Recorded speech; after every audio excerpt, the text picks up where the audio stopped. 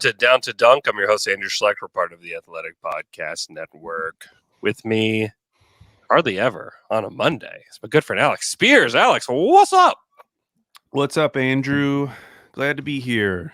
It's so good to have Al on a Monday. So, Michele was unable to do it, so we're flip-flopping this week. We'll have Michele on Wednesday, Alex on Monday. Big shout out to Jay and Luke for holding down the fort for the Fry Pod on a Thursday night. Shout out to them. As I was sick and Alex is taking in people to get out of the cold. Yeah, it was rough. So anyways, shout out to them for doing that. Very much appreciated. We got ice here now, Al. We got school canceled. Just a really? Ice. Oh yeah. Here in OKC. No one's going anywhere. No one's going anywhere. How much ice? Like enough like power outages? No power outages. No. Okay, that's good. Yeah. No, it's just enough to disrupt life here. And I'm sure some people are like, it's ridiculous, but Oklahoma City is just not equipped at all to handle any kind of freezing anything. Yeah, that's how Portland is. Except there's more hills, and then people get really mad at DeAndre Ayton. And then Ayton just can't get out of his house. But honestly, like living here, everyone who lives here is like, yeah, I could see that. Yeah. It's going to be something that will be remembered about him forever. Yeah, it will, unfortunately. It's just amazing. He was terrible last night, too. I was looking at the box score after that game. Well, we get to see him tomorrow night here in Oklahoma City. Very exciting. Coming off of that road trip, hey, come home and play the Blazers. Yeah, we got a treat, hopefully. Back to back, Portland, and then they fly to San Antonio. Yeah. So San Antonio has been playing better, but yeah, still, that's a nice little stretch. And I think they play. Who's the third bad team they play? Is it Detroit? They got Detroit on Sunday. Yeah, at a 1:00 Central Time start. So which is nice because that gives them a little extra time for the Minnesota game to get home. Yes, yeah. It is good. Which we'll be very much looking forward to because the Thunder absolutely stun the Timberwolves. And us. Dude, I thought watching that game, you're halfway through the fourth, you're like, okay, I see where this is headed. I've watched a lot of NBA games. This is tough. No one can score. It's a slog. Like 8 points feels like 20 points, in a game like this because no one's shooting the ball well. It was like a college basketball game where the team gets down by 10. It's like, okay, well, that's the end of the game. Yeah, it's over. Yeah, it didn't feel the Thunder had to just claw their way back into this game. I mean, it was amazing. Yeah. Michael Kine in the chat, rock fight. Yeah, that's exactly the way that Mark Degnan would put it. It was a rock fight. They had to truly claw their way back into this one, and they did. And it was like defensive intensity and just like not turning the ball over. The Timberwolves, I think they had 7 turnovers in the fourth quarter. And then they only scored, I think it was 3 made field goals and 14 total points. And you credit the Thunder defense, you credit the Thunder offense too for being able to generate the points that they needed. And I don't know about you, but whenever I saw Dort, and I want to talk about Dort more than just this because Dort was awesome in this game. Like gave Anthony. I already know what you're going to say. But the foul on Edwards at the end of this game. Oh, geez. I was actually thinking about something else. Oh, what were you thinking about? I was thinking of that play. It was a super important play. The play that he drove on Karl Anthony Towns in the last minute. And you're like, Dort, stop. And then he just throws it up and he somehow gets fouled. And you're like, okay, fine. But there was that play, which it ended up working out well. But yeah, I actually just forgot about the fact that he fouled Anthony Edwards on the three-pointer. Anthony Edwards. I still can't believe that he did that.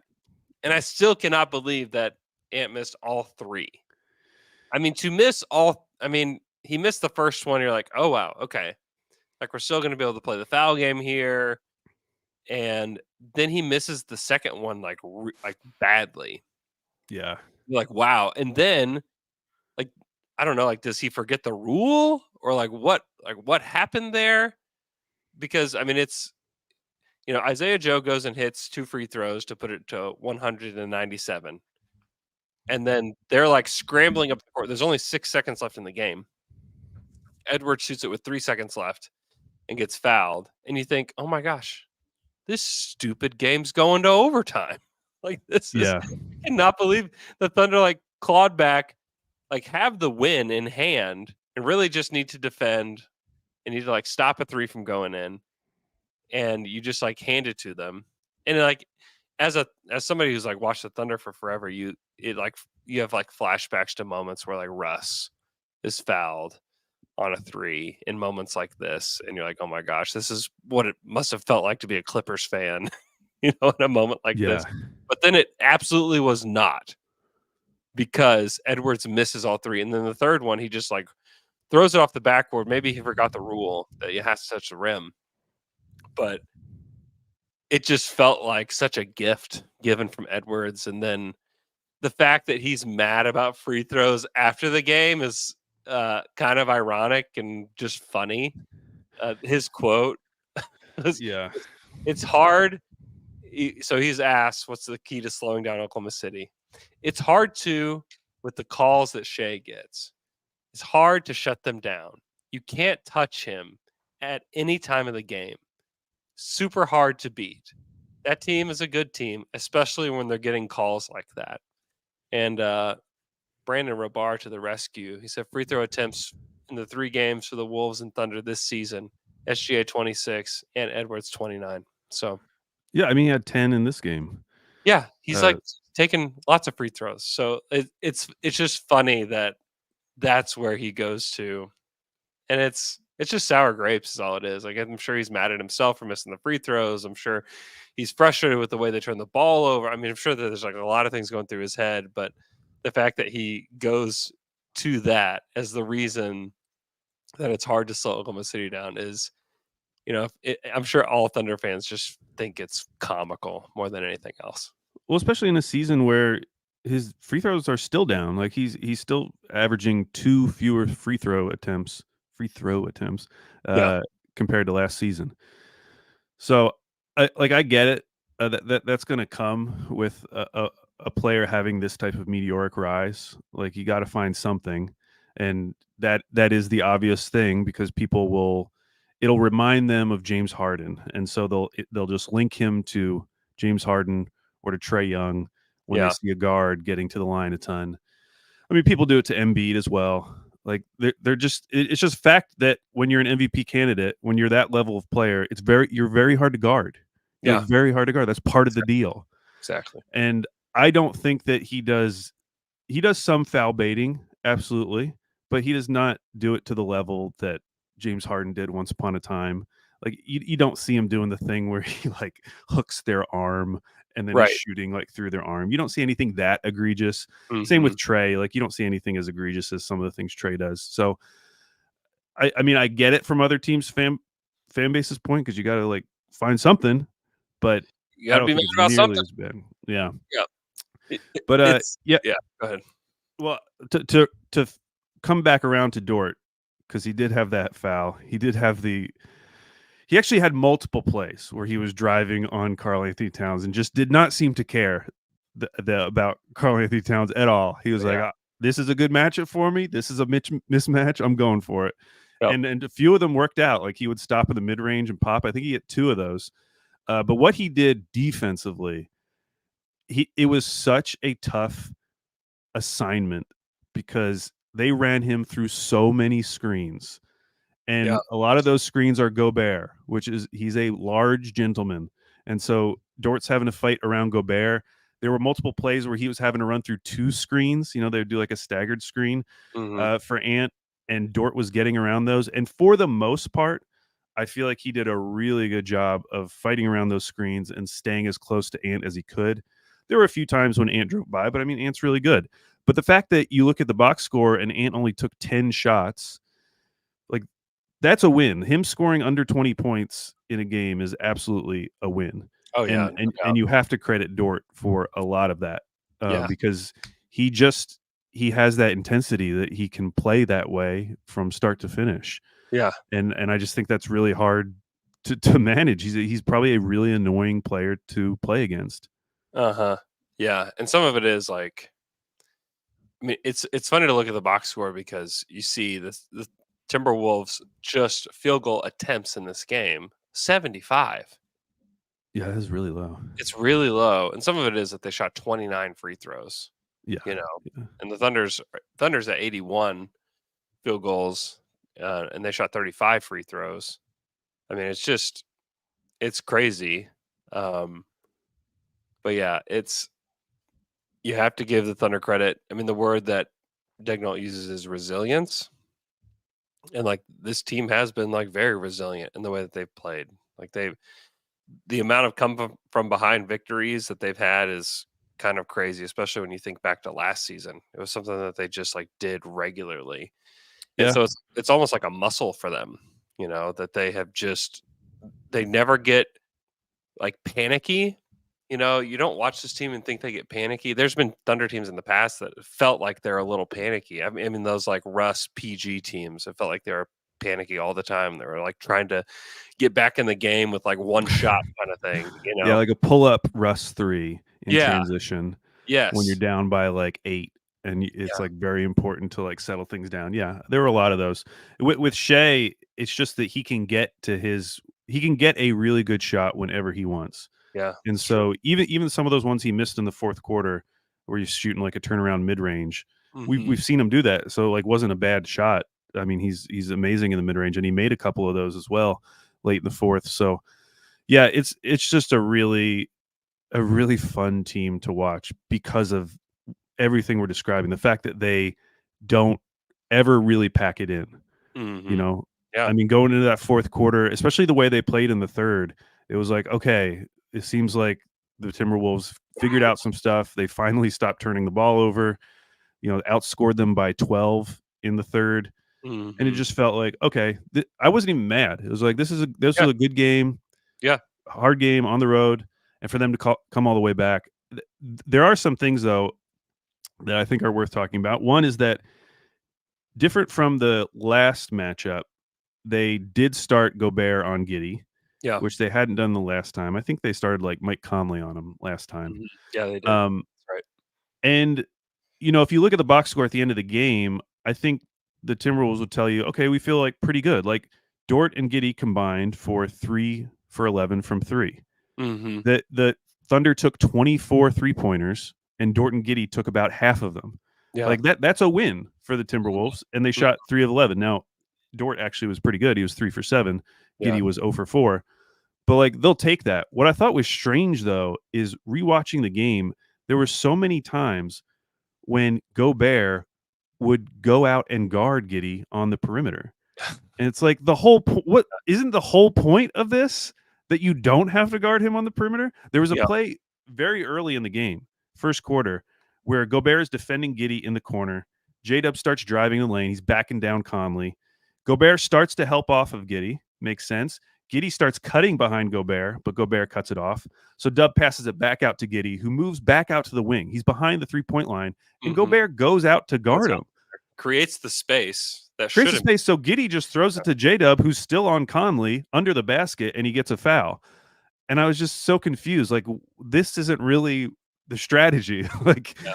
this is just guarding him with your best rim Well, protector. Finch talked a little bit about it after the game in that, and I think it's funny because I don't think we've thought about it from this perspective at all. I think we always think about it from the opposite. But Finch talked about how when you put your big on Giddy, it takes you out of your normal coverages, and you're having to like rework a lot of different things to Yeah. to make it to make it work for your team. And as Thunder fans, like we think about it as like, oh man, like this is bad. Like they can just keep their big on Giddy. Giddy can't do a thing. It almost like neutralizes him in a lot of Yeah. ways. But like in that moment, like it was like Giddy's like smarts and recognition that got them those points. That he like recognized it so quickly that he was able to throw it back to J Dub. Um, so it can work the other way too. as long as like they're playing the right way, and as long as Giddey isn't like trying to force anything or like because I think a lot of what like putting a center on Giddey does it can make I'm sure, and this is just all like me just projecting, but it's like it can. I would assume that it would make me feel very self conscious as a basketball player. You know, like because I'm sure that they just play a lot of times. Like you're just playing. You're playing the game. The game is flowing. You know how to play this game. You've played thousands of games, and you know how to do it. And then the minute that like something is different and people play you differently, I'm sure you become just like very self conscious. Like, oh my gosh, like I can't really do the normal things that I do, and I can't operate the way that I want to on the court. And so, it's a credit to Giddey that he's like starting to like not feel as uncomfortable in those moments, and a credit to like Mark that he recognizes like there's some games that Giddey's going to be very helpful, and there's others that he's not. He only played 25 minutes in this game, and they gave a And I lot more still think to it's the Joe. right Yeah, and I still think it's the right decision from the Timberwolves. Like it'll sure. be interesting to see what kind of adjustments they make in the next game because Oh yeah. overall, like OKC was not good offensively at all. Like Mm-mm. I tweeted it out that Cleveland Glass had that as their worst half court offense game of the season, and it Wow. was by Yeah. like a decent amount. It was by like 2 points per 100 possessions. Yeah. So they were terrible in the half court. So it wasn't really anything like this isn't shade at the Timberwolves. I thought they had a really good defensive game. I just thought that particular aspect of it was a little strange. Yeah. And Both teams were bad offensively. Like do what? both teams were bad offensively in this game. Yeah, The Wolves had but 21 turnovers in this game. That was like that to me, like that's the game. well, that's not just the game. I think that's the matchup. Like when Yeah, you think ahead, totally. because So because what happened there with the turnovers that isn't new. I was listening to the Dane Moore podcast, which or Dane Moore show, which you guys should go listen to it if you're yeah, a Thunder fan. You Dane's want to really hear good. more about that Timberwolves game because most of that podcast was just them talking about this matchup in like the bigger sense, like Yeah, thinking ahead to the playoffs. And there's his guest on there. His name's Britt Robson.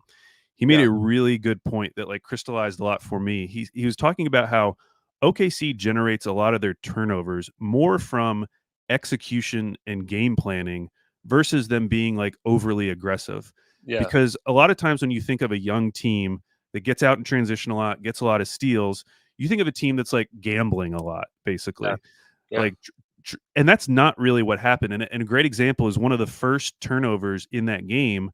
Dub was on Gobert, and Conley comes around. He throws a lob, and you could see it before he even threw the lob that J Dub knew what was about to happen. J Dub had so much time to like plant his feet, get ready for that lob, jump up, mhm, and tip it away from Gobert. And mhm. that's all like game planning, like recognizing, oh, this is what Conley's about to do. I'm ready for it. He was like, it looked like he was like a DB, like sitting on a passing route, and he just knew the Uh-huh. quarterback was going to throw there the entire Mhm. time, just waiting for the interception. And I thought that was a really great point because that speaks more to how good Mark is as a coach, as opposed to a team just like being young and super athletic and just like causing all this havoc. And we've Yeah, seen teams like that who have been really good, but so many of those turnovers going back through are OKC recognizing what the Timberwolves are about to do and then being there before they need to be, yeah, like jumping ahead. So I thought that was a really interesting point that he brought up. But going back to Minnesota, like those turnovers, the turnover issue is not new for them. Like that wasn't it's true. just an OKC thing. And Mhm. that's why when I think about the other teams at the top of the Western Conference, Denver, Clippers, and Minnesota, even though they're the best team in the West right now, they scare me so much less than the Clippers and Denver Yeah, because all three of those teams have size, but like you really feel the size on offense against Denver because you're just terrified of what Jokic is going to do to you oh yeah, on that end. You mhm. don't you don't really feel Minnesota's size as much when you're defending them. Like I know Gobert had a good game against the Thunder, one of those games this year, but Yeah, he was 1 for 6 in this game. yeah, Like you're just not that worried about him. You feel their size definitely when you're trying to score on them. Like mhm. that is definitely a thing. But With Denver, like, you feel their size when you're trying to defend them. And Oh, then the offense is just like nowhere near Denver or the Clippers. The Clippers are the one whose like offense really terrifies me because they're such a good shooting team. But you have a game like that where OKC was not good offensively, and it kind of like fed into this idea that I'm not really worried about the Timberwolves because they couldn't really do anything about it. Like, you weren't worried about them having some amazing offensive game necessarily because that's just not the type of team they are. Like, they're a team built on their defense. yeah. And so I don't know. I mean, if I was ranking like who I would least want to see in the playoffs, like, it would definitely start with Denver, and Mhm. then it would be the Clippers, and Mhm. then the Timberwolves be after that. We'll see by the end of the season. There might even be teams other than those three that I would be worried about. If some of these teams turn it on. But that's how I would rank them right now. And a lot of it is because I'm just not as worried about their offense. Yeah. I I agree with that. I think it is a clear problem. And like you mentioned that, the turnovers is the matchup. That was you said it was like one of the worst games in the half court for them, but it was one of their best games in transition, according to Cleaning the Glass Yeah. this season. Like their third best in transition, and then their second best off of steals in transition all season, which I thought was interesting to see because like that was basically the only way that they scored was like playing fast, getting into their either scoring on a fast break or like just getting into their offense a lot faster. Actually got them points in this game and was like one of their best games doing that. So it is an interesting game because I mean, if you're a Thunder fan, like you hear all the time, like they need to get another big. They need to get another big. Like we need a big man to match up with the Timberwolves. We need a big man to match up with this team, with that team. But like I don't know that necessarily like getting a big man is gonna like help them beat the Timberwolves. Like they lost the Oh, rebound battle, but it's like they won the game. And if you start to play, like I think what fans like don't realize what they're asking is like, let's go away from the style of play that has worked, that has brought them to second in the Western Conference, best net rating in the Western Conference, to play a little bit more like these other teams. I just don't I just don't think that people necessarily even understand what they're asking for. I don't think it means that like they shouldn't go after like some backup big man just to have just in case. I think like that wouldn't be a bad idea. But to think that we need to go away from this style of play whenever I mean they have one of the best road records. This is like one of the best teams in the league and they know the Thunder know they are giving up rebounds. I mean Mark says it all the time. Like they know that they're having to give one thing up to do this other thing and like it turns out the other thing has made them one of what the stats say is one of the best 3 teams in the NBA. And so we just have to really think hard about like, would we really want them to go away from it? It doesn't really matter what we want at the end of the day. Like Presti's going to do whatever he's going to do anyways. But like when we think and talk about the team, like, would we really want them to necessarily go away from this? Like the answer is no. And that's why like a guy that I don't know that is available at this trade deadline, like Kelly Olynyk, gives you the best of both worlds. Where it's like, can we find somebody that gives you the best of both worlds rather than just like somebody who is big, you know? Yeah, and I think the thing we're learning, which is like a 180 from last year's play-in game, is that when you talk about OKC needing a big, Minnesota's no longer the team that you point to for Mm, that argument. There mhm. are other teams where I do think it's legitimate. Like you can always talk about Denver because it's Jokic, but at the Uh, same time, like you are probably not who is the guy that's going to be so great against Jokic that is just out there and available. It got yeah. he probably doesn't exist. I know Sam Vecini made a case for Wendell Carter Jr. Mhm. In that sense, and I was obviously be super open to that because his contract is so good, but I Right. still don't know why they would move him. But yeah, this matchup has just like flipped on its head from that play-in game to me. Yeah. Like it really feels like in the same way that I kind of feel like the Clippers are a bogey team for the Thunder. Like I'm really worried about them. I feel that we are that team for the Timberwolves. In the same way that like the Timberwolves seem to play really well against Denver. Mm-hmm. That seems to be a really good matchup for them. It does feel now that like OKC is Minnesota is a really good matchup for OKC. Mm-hmm. Yeah. And it's because they play the opposite way that they do, and the Timberwolves don't really have. They play the opposite way, but they also don't have that big offensively that's really scaring you. Like, True. And the great thing about Towns, like for OKC, is that by keeping him in the game, there's always someone they can target. Yeah, Like it's true. Shea was targeting him. Dort was very happy to target Karl Anthony Towns. And so they kind of have to keep him in there because he is so good offensively and they need offensive help. But by leaving him in there, it always felt like, okay, if we can just get Karl Anthony Towns on a switch, like we're going to feel pretty good about what happens. Yeah. And so, yeah, it's just a bad matchup right now for the Timberwolves. Doesn't mean they couldn't win a series. They're still talented enough where they could beat the Thunder in a series. Mm-hmm. I remember Thunder teams of past who would come up. There were times when I felt like Memphis was like a really tough matchup for OKC because you had Tony Allen who could provide some like credible defense on Kevin Durant. And some of those series were like really tough. And you could maybe make an argument some years that the Grizzlies were like a bad matchup for OKC, but they were still able to win a lot of them. It was just very hard. So that's how that matchup just feels to me right now. Yeah. And like the results speak for themselves, like they've been able to beat the Timberwolves and they get to do it one more time. They get to play them one more time in Oklahoma City. Andrew, don't be that cocky. They get to do it one more time. They get to play them one more time. I'll say it. Yeah. Oh, if anyone wanted the actual turnover stats, so the Thunder give up the fourth fewest turnovers in the league. The Timberwolves give up the third most turnovers in the league per game. That right there is why they can beat the Timberwolves.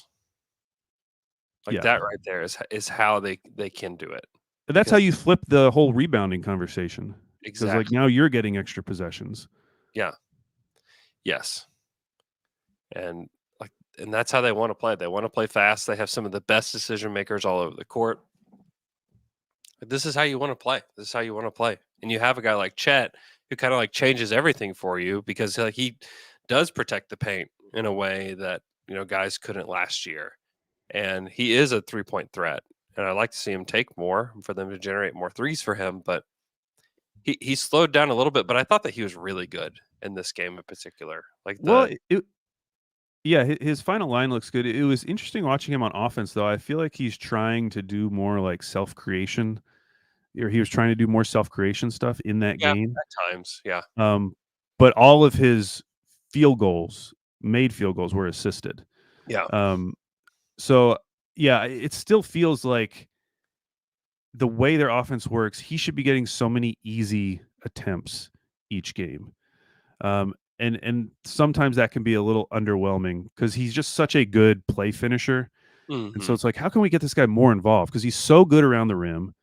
And yet it feels like oftentimes he is being primarily used as kind of like that safety valve, pass it out, him hit a three, which he's been very good at. But I just want to see more involvement, trying to get him as more of a play finisher around the rim, just because I think he's so good at it. Yeah. I mean, and maybe that's not the game when you're playing Gobert, but right. Well, and they're still and they're largely like still learning how to play together. And I feel like Shea and Dub are starting to figure stuff out together because you look at the way like J-Dub like did not shoot the ball well in this game. Like it still looks efficient because he had 20 points on 18 shots, but a lot of that's because he got to the free throw line. But they're starting to learn how to play off each other a little bit. There's a lot of like screen actions that involve the two of them. And like they're obviously like, I mean, is it safe to say that like they're like one of like the most dynamic duos in the fourth quarter of like any game now? I mean, the way people are talking, Andrew, I mean, we're going to be talking about that duo like as like league wide eventually. Like the way people talk about like Tatum and Brown, like people are going to be talking about Shea and Dub like that. I think you can start now. Yeah. because they have just been that good, and J-Dub in particular has just been that good. Like, we know where Shea is in all of this, but the fact that Dub has been is like taking another step. Like, we are watching him take another step where he's become a better passer. He's like very active. Like, he had 3 steals in this game. Like, he helped kind of generate a lot for them there. He's scoring at will on pull-ups, and his three-point shot wasn't falling in this game, but his three-point shot is just like it's falling. And the fact that they can work off of each other and even like take turns where it's like, hey, we know that like J-Dub starts the fourth quarter as the go-to guy, and then Shea comes in and he can kind of like finish it as like the 1-2 punch. It's becoming a thing for them. And I think Dub is he's already one of the better wings in the league. And I was on NBA radio yesterday, and Zach Harper thinks that J-Dub should be an all-star, and like said that on the radio yesterday. I don't know if I would go that far, but looking at have you like even just like read his just stats lately? Yeah, Eight, I mean, if he had been doing his shooting splits are crazy. 54% from the field, 45.8% from 3, 82% from the line. yeah. Like, the efficiency it's astounding. It's eye-popping. It's crazy what he's been able to. 60% effective field goal for a wing is there's just not that many wings that can do that. I mean, I guess if I don't know if the Chet thing does complicate it, because I think people were assuming that if there was going to be a second All-Star, it would be Chet, Yeah. and he's still gonna show up higher than Dub in a lot of these advanced metrics, Yeah, yeah. and so not that it really matters because it's the coaches making the decision, um, but isn't that who decides like, the rest of the roster? Yeah, coaches decide the bench. Yeah. Yeah. So it probably won't happen, but if he had been playing this way, like, since the beginning of the season, um, and I know it's dumb, but, like, he would be over 20 points per game at that point. Like, Yeah. I think it would be a much more of a conversation. Right now, it feels more of like a hot take thing. I Yeah. mean, I was listening to Bill Simmons and Zach Lowe, and Simmons was complaining, like, "Do I really have to take 2 Lakers? Because they're, like a 500 team. Why do I have to do this?" And Yeah. Zach was like, "Well, you don't have to, but if you don't, you're like having to make like the Jalen Williams over LeBron argument. And at the end of the day, that's just like a hard argument to make, you Yeah. know? Yeah. I mean, I I totally would understand why the Lakers would get 2, even though objectively it seems really dumb that a 500 team, and especially if it gets to the point. I mean, if they beat Minnesota again and they beat these 3 bad teams, like, we're in range of Mark Daigneault as all-star coach, OKC number 1 seed. And if they're the number 1 seed, then I do think there will be like a much larger contingent of people like, are we really going to give this team 1 all-star? Right. It's just going to be Shea?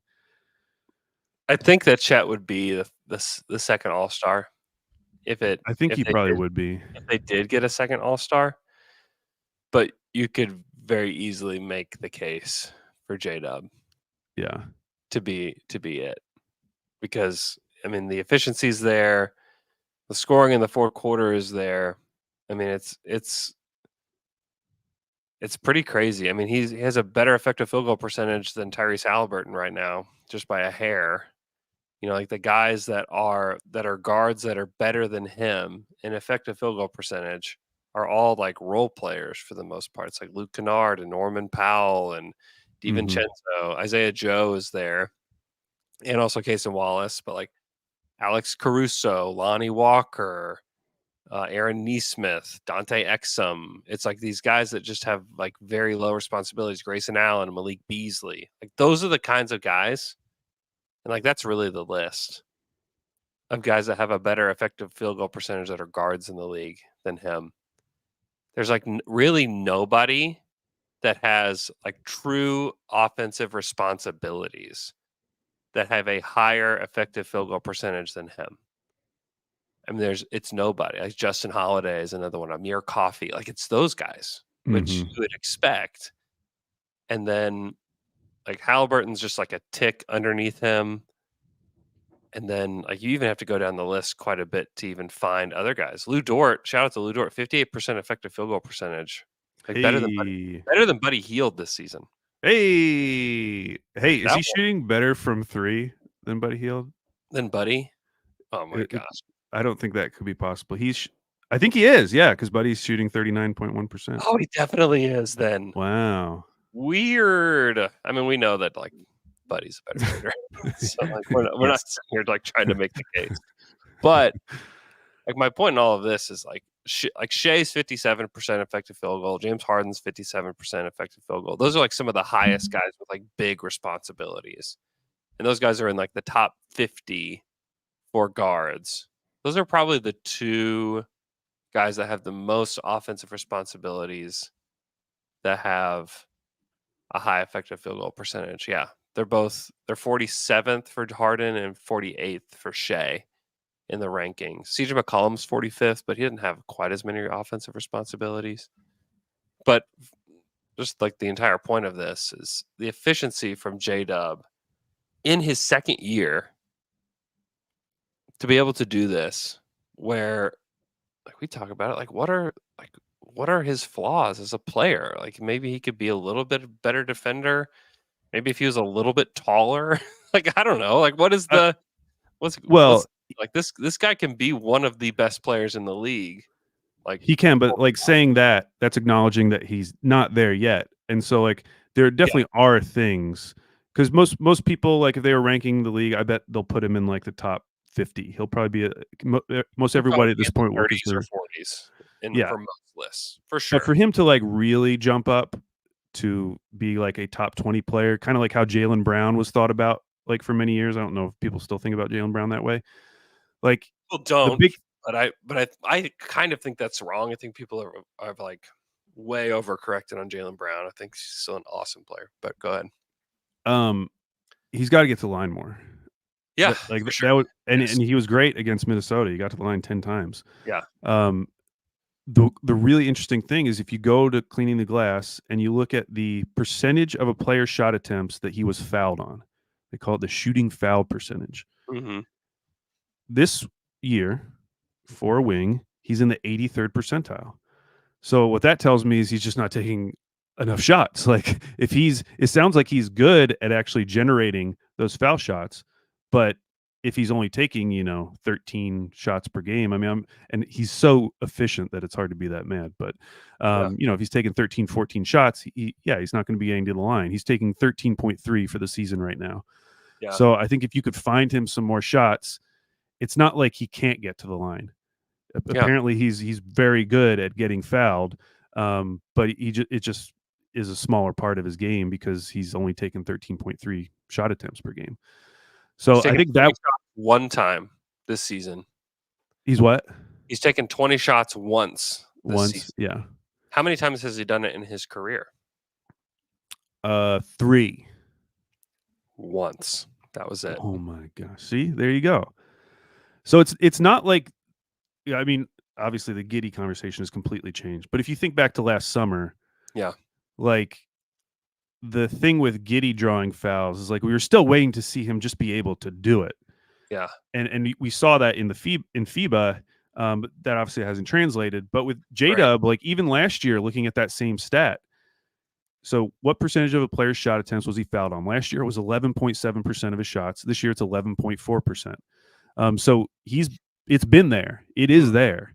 He just needs more field goal attempts in order to boost his free throw attempts, which did happen against Minnesota. He took 18 shots and he got to the line 10 times. So there is a world where if you could increase the shots for J-Dub, keep Shea where he is, and honestly, I think Chet, once he gets his shots up, he's going to be going to the line a lot. He went to the line 6 times against the Timberwolves.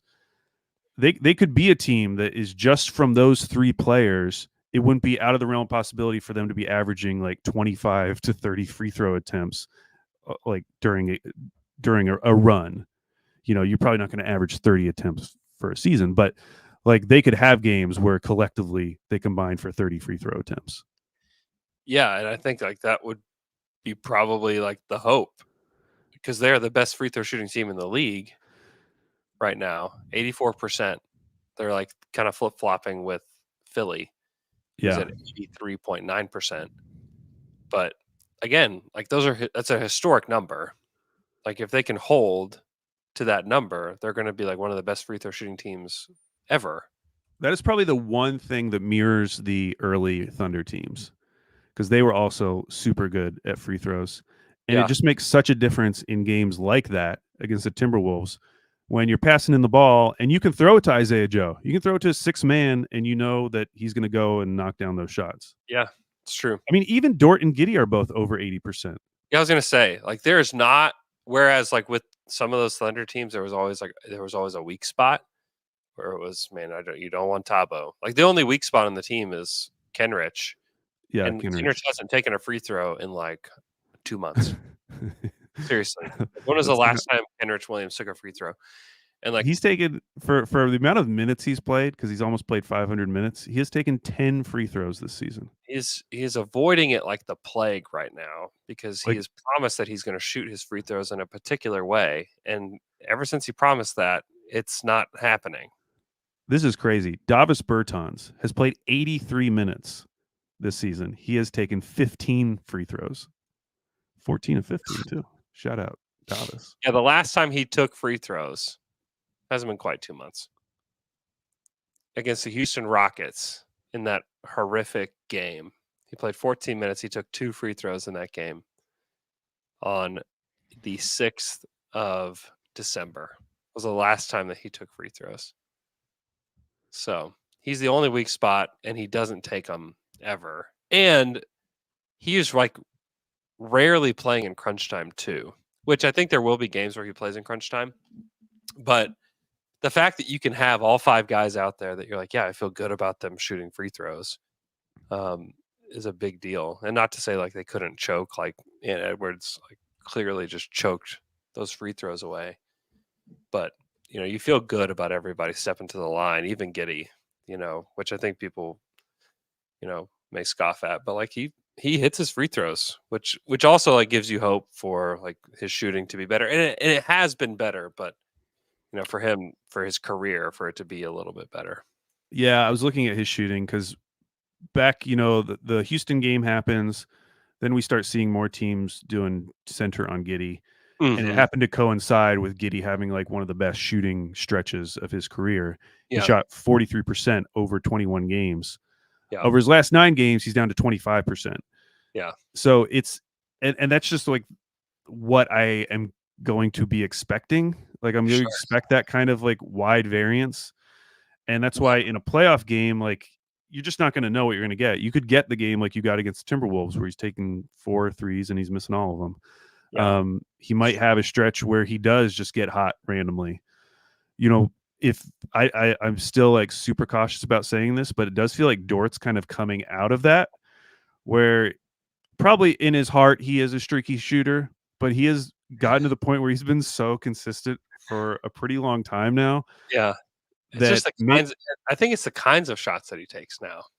It is. I put this up on Twitter, but I went and looked at like all of his threes and whether they were considered wide open or not. Yeah. And it's been very consistent across the previous 3 seasons where about 40 to 45% of his threes were considered wide open. So about half of them. This season, it's like 59 or 60% of his threes are wide open.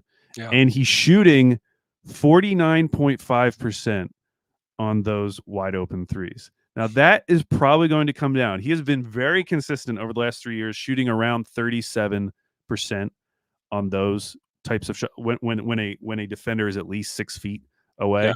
Yeah. So that's probably coming down. He's probably not going to shoot 50% on wide open threes. But even if he came down to 38% overall, he would still be like a 39% 3-point shooter. Because he's still getting those corner threes and he's still doing great on those. So like even if there is some regression, which I think is to be expected at some point for Dort, I think overall this is clearly going to be his best shooting season. And I think he's good enough now where you're not as worried in the playoffs. Yeah. And even at the rim, like in the restricted area, he was 48% in the restricted area last season. He's up to 55% this season, which on this team feels bad because of the way that some of these dudes perform in the restricted area. But that's an improvement for Dort as well. But you look at everybody else, dude. Shea is 71.8% in the restricted area on 6.5 attempts per game. That is so dumb. That's an insane stat that he's able to do that. That's what centers shoot. Yeah. In the restricted area. I mean, Chet's at 75% in the restricted area on 3.8 attempts. The fact that he continues to get there, every team knows, and they game plan for his drives. And yet, 6.5 attempts per game, which is impressive in itself, and then 71.8% is just wild. Just wild. I mean, let me pull up what guards are doing just in the restricted area. Shea's taking the most attempts in the restricted area this season. 6.5, 6.5 is the most. Tyrese Maxey, 5.7 is the next. 62%. Remember, Shea is 72%. Maxey 62%. Mitchell's the next. 5.6 attempts at 65%. Tatum is right there with Shea, taking about one less per game at 70.8%. Shea's still a little bit better. Jaylen Brown, 65%. LaMelo Ball, 54%. RJ Barrett, 61%. And Edwards is up there. He's at 69%. Really good. Bane is 68%. Cade Cunningham, 59%. Lillard, 60%. Let's see. J-Dub at 68% is one of the best too in the league, taking 4.5, which is crazy. Scotty Barnes is up there, listed as a guard here on NBA.com. 70%, still not as good as Shea. DeJounte Murray, 57%. I mean, it's really tough to make shots there, especially getting there consistently. Scoot Henderson, 47% in the restricted area this season. Do Tyler Hero. I happen to know what this is because I just realized it. Find him. He's way down the list. He's not even in the top. Yeah, you're gonna have to scroll for a while. Let me find him. You might as well go to the last page. Might as well go to the last page. Trae Young, 53% is another one. Here, just let me sort by team so I can figure this out. So I'm not just saying names for the next 7 minutes. Oh my gosh. Come on. And I think there's an argument to be made that maybe he's playing a little bit above his head in terms of those percentages because he's never shot above 64% at the rim in previous seasons. However, he's stronger, he's better. I mean, I was a better player than he was last season. This season, not only that, but I do think you have to factor in the newfound spacing because having Chet on this team has made it easier for him to get better looks. So maybe it is more sustainable than people would maybe want to believe. If they're hoping there's some Hero 40.7%. Oh, it increased. It was 39% on Friday. So must have made some shots. 2 attempts per game. Dude, that is rough. Not really getting in the line. That is really, really rough. But the whole point is that Shea at the hoop he's clearly the best guard at the hoop. I mean, he's shooting better at the hoop than Domantas Sabonis is. Yeah, that's wild. He's shooting better than Şengün. He's shooting literally 10 percentage points better at the rim than Clint Capella. He's shooting 3 percentage points better at the rim than Joel Embiid. Same with Gobert. He's 3 percentage points better than Nikola Jokic at the rim this season. I mean, it's not just guards. I mean, it's every position that he's shooting better. The only guys that are a lot better than him, there's really only one guy that's a lot better than him. Jokic? No, he's better than Jokic. Oh, he's better than Jokic. Giannis is the only one. Oh, Giannis. Yeah, Giannis is the only guy. Giannis is shooting 78.5% at the rim.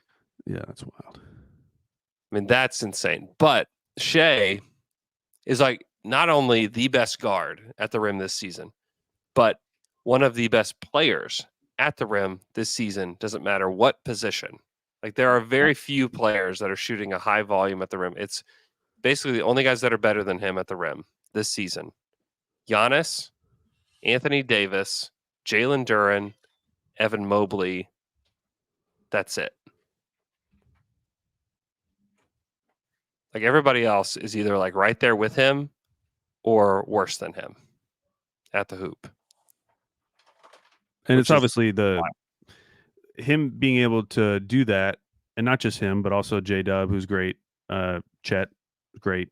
There's actually a lot of players, like a lot of their cutters are super great around the rim. Case and Wallace, Isaiah Joe shooting 83% at the rim. It's actually best on the team. It's why their entire offense works. Like if you didn't have really good finishers, this whole drive and kick thing wouldn't really work as well. Yeah, it's true. And so it's really important that all these guys can finish around the rim, both the guys who are actually being the primary ball handlers like Shea and J-Dub, but also all these cutters. Like there's just so many good cutters. I mean, the fact that Micic is shooting 73% at the rim, and I kind of feel like that's real too. Like I know that it's on smaller amount of attempts, but every time I see Micic go to the rim, it's not wild. Like he's very controlled. It seems real. Like he's able to finish. He's had some tough finishes. It's obviously not going to play a ton, but like I do think that like he's a good finisher as well. Yeah, he's not just like a small sample size stat. Yeah, 70% on the season. Like the guys, and he's up to 33% from three. Andrew, according to Cleaning the Glass. Wow, the Thunder don't have a player that's less than 50% at the hoop this season. They do, according to Cleaning the Glass. Well, I'm not counting this guy because he's at 0%. Who's your guy? Bertans. Oh, I was talking about J. Will. J. Will's at 50% exactly. Oh, okay, so it must be a lot of garbage time because he's 44% on Cleaning the Glass. It is a lot of garbage time for him, for sure. Yeah, and that's going back to like trade deadline. Like that's still like the one part of this roster where it's not even that like I'm not open to the idea of J. Will getting minutes in the playoffs. It's just I would like to have another option because if you get in a scenario where Chet is in foul trouble, but you're playing a team that's really big and you just don't it's the type of team that's big where you don't feel comfortable playing Kenrich. I would be a little worried about J. Will, like mainly thinking about Denver. Like I think when people bring up Denver, they're thinking too much about like Chet playing the 4 and who's going to be that other big at the 5. I'm thinking about it more like I don't know how great I feel about putting Kenrich as a small ball 5 against Jokic and how they're going to be able to survive those minutes in the playoffs. If we just had like another option just to throw in there if Chet is in foul trouble, you know, like I'm not looking for someone who's going to change the starting lineup. I think they would play J. Will if the roster stayed as is. No, I agree, and I'm saying I don't feel great about that right now. Yeah,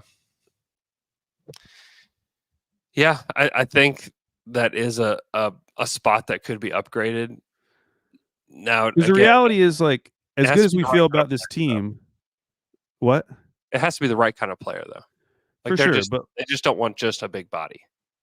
Like as good as we feel about this team, as good as they are, it's also going to be true that like somebody's going to have a bad playoffs. It's probably going to be multiple players. There could be. I mean, it could be one of the guys that we've just been gushing about. It could be Chet. It could be. But the huge difference is that if it is a guard, I do feel like there's a ton of depth. There's a lot of depth. Whereas if it is a big man, I do not feel as good about. Not as much depth. Not as much depth. Yeah, no, I don't disagree. I think that they could use one more big, or like even I still think they could use another big wing, too. Yeah. And it has to be the right kind of player though. Like they've got to be a thundery type player, like shoot, pass, dribble, those kinds of guys is what you're looking for. I don't think that they would just fill it with anybody that became available. You know, like we've talked about Dorian Finney-Smith a lot, but like the more I think about him, the more I'm just like, I just don't know that he fits the mold well enough. Yeah. I think he could play on this team and be good. I just don't know that he fits the mold well enough for you to give up like multiple really good assets to get him, because that's what you'd have to do. I mean, you'd have to give up, 2 firsts at least to get him. I've got my buddy Mike Smeltz, who's a podcast producer here at The Athletic, and then has a Nets podcast, has texted me this morning about, it's like, what can I do to get Dorian Finney-Smith and Nick Claxton on your team this year? He asked you, what can I do? Yeah. He's like, he wants to start the bidding at 4 first rounders. And I'm like, no, thanks. That's where I'm like, okay, like how deep into the pockets of these first round picks are you willing to go this season? Like, for me, it's like 1. I just don't know that I'm willing to give up, like, definitely not. If I were running the show, like, I would not be willing to dip in and give 4 first rounders for somebody, unless they were just like perfect for the team. Right. But at the same time, like, I understand his perspective in that, like, why am I giving up these guys for anything less? Like, Yeah. I want to be good. I can't tank. So why am I giving up 2 rotation players for like 2 firsts? It's just like not worth it to them. Like they should just keep them. It's not the Royce O'Neal thing where he's going to be an expiring contract, could be a free agent. Like, they have control over both of those players. I know that Claxton's going to restricted free agency, or is it restricted free agency, or is he eligible for an extension? Who? I think it's Claxton. Oh, I think he's restricted, right? He's restricted. Okay. Yeah. So like they have full control over both of those guys. Yeah. So when I saw those reports and everyone was making fun of it, like the Nets want 2 firsts for Dorian Finney-Smith, I was like, yeah, why wouldn't they? Like, why are they in a rush to give up their good players? They have no incentive to be bad. They have no incentive to be bad. Even though they are bad. Even though they are so terrible. They should be thinking the other way, though. Like, they have all those Suns picks. Like, I don't feel like enough people are talking about them as, like, the team that's going to have the next star package. Right. And the way you have that star package is by hanging on to guys like Dorian Finney-Smith and Nick Claxton, so that you could throw in one of those guys with all of these Suns picks that you got. Mm-hmm. Yeah. Yeah. So, unfortunately, no deal. And I think it makes sense for both sides to say no deal in that case. Throw in Spencer Dinwiddie just for nothing. Wow. Just give him I do think I wonder who Spencer's going to be on. He's definitely going to be moving. Yeah, I think so too. Yeah, it's going to be interesting. Like, the trade deadline this season is really interesting because there's a lot of buyers. You listen in to any podcast about a good team, they're all talking about the same guys. Yeah. Like, everybody's talking about the Nets. Everybody's thinking like, oh, we can get a hold of so and so from the Nets or whatever. I mean, everybody's having the conversation, and so it actually puts the Nets in a good position, right? Because you think about who are the sellers this season? Like, who are for sure the sellers this season at the deadline? There's just not that many teams. Yeah, it feels like Wizards, Hawks seem to be. Wizards, Hawks, Charlotte, maybe one. Yeah, Charlotte is one. Detroit doesn't have anything to sell. Yeah. I mean, Bogdanovich maybe. But everybody else, like Nuggets, Wolves, Thunder, Jazz are probably more a buyer than a seller, as we continue to move into this. Warriors are buyers, Clippers are buyers, Lakers are buyers, Suns are buyers, Kings are buyers, Mavs, Rockets. It's everybody. Pelicans, there's a report that we can touch on quickly about Herb Jones being possibly available. But you go through the East, it's like Celtics, Knicks, Sixers, Cavs, Pacers, Bucks, Heat, Magic. I mean, it's all those teams are buyers. Bucks, I don't know, they have a lot to spend, but they're a buyer. What did you think about the Herb Jones report? Matt Moore reported that Herb Jones could be had, but I don't really believe it. I mean, I guess on the one hand, everyone in the league is probably available if you gave them for the right price. It's not like Herb Jones is untouchable or anything. Herbert, but Herb is making great. He's on an amazing contract. That was just signed. He's signed for the next 3 seasons: 12-9, 13-9, 14-9. Yeah, why would they trade him? A great deal. Like, this idea that they need to shed some money. Like, yeah, long term, they probably do, but they don't need to right now. And Like certainly not like, why would he be the vehicle to shed money? yeah, like Trey Murphy, his deal isn't gonna kick in for a couple more seasons, and that's gonna be the deal that, like, theoretically screws up their books. Right. But, like, yeah, you don't need to do it right now. So, I guess, like, if you massively overpaid for Herb Jones, then, yeah, maybe you could get him, but that was probably always the case. Yeah, when does CJ McCollum expire? His deal comes off the books in 25, 26. Ooh, But, I mean, what happens so, the problem for them is that Ingram is an expiring next season. So yeah, he's gonna be eligible for a huge next contract. huge. And Valanciunas isn't expiring this year. So if they wanna bring him back and they don't really have, like, a ton of other options, um, he's gonna be getting a deal. So, Yeah, like, they do have issues they do. with with their upcoming cap, but in Yeah, reality, I and they think don't it pay will the tax either, do which what? is they don't pay the tax either, which is a problem.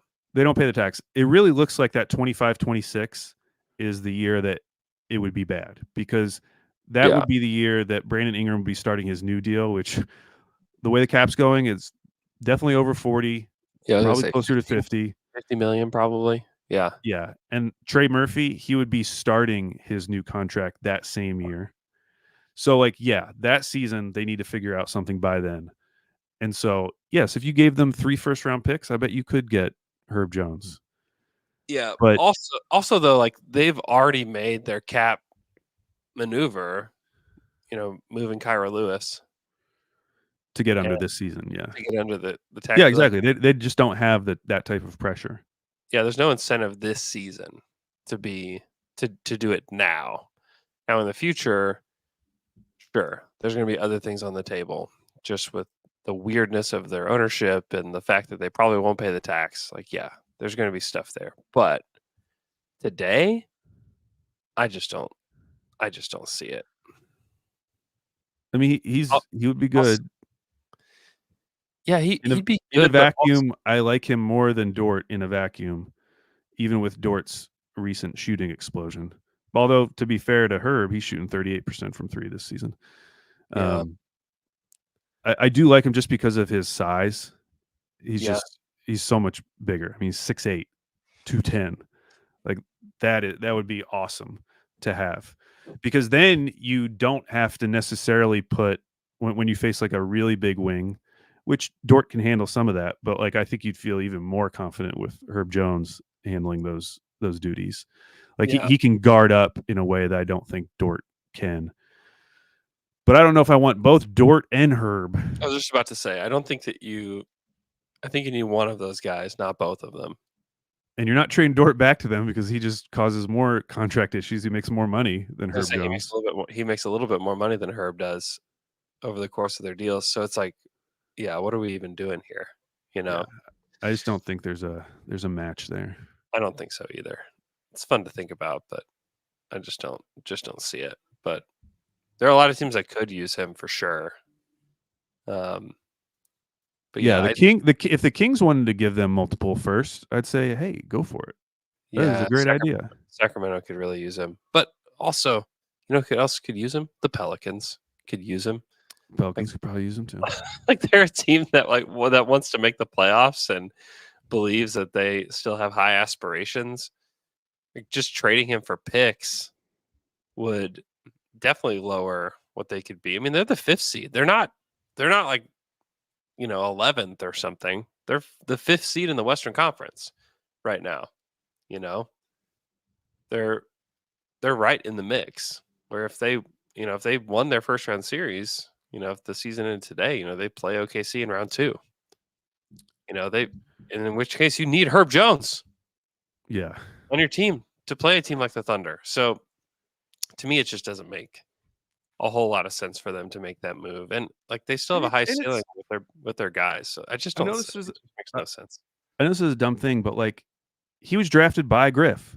Like, it's one of Yes. Griff's guys. Yeah. It's one of Totally. his, like, biggest successes, finding someone like this in the 2nd round, making it to their 2nd contract, being this impactful of a player.